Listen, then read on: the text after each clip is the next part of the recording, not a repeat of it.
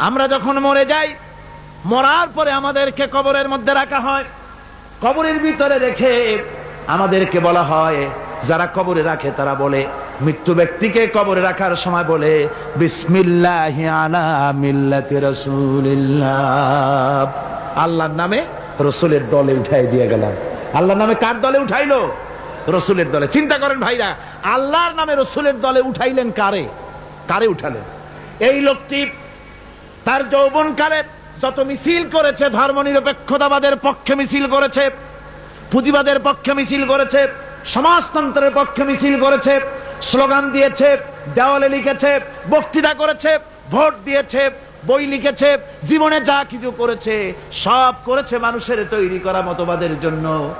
তার ভোট ইসলামের কাজে লাগে নাই, তার ইলেকশন ইসলামের কাজে লাগে নাই, তার দেওয়ালের লেখা ইসলামের কাজে লাগে নাই, তার বক্তৃতা, তার টাকা পয়সা ইসলামের কাজে লাগলো না।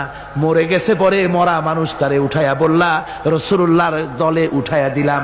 এখন বলো রাসূলুল্লাহ কেন তোমার মতো মরা লাশটাকে তিনি গ্রহণ করতে যাবে? তোমার জীবনের কোন কাজই তো ইসলামের জন্য কাজে লাগলো না। তোমার জীবনের একটা দিনও তো ইসলামের কাজে লাগে নাই। মরছো, তারপরে তোমার মরা লাশ রাসূলুল্লাহ বহন করতে যাবেন কেন? কি দায় টাকা পড়েছে তা?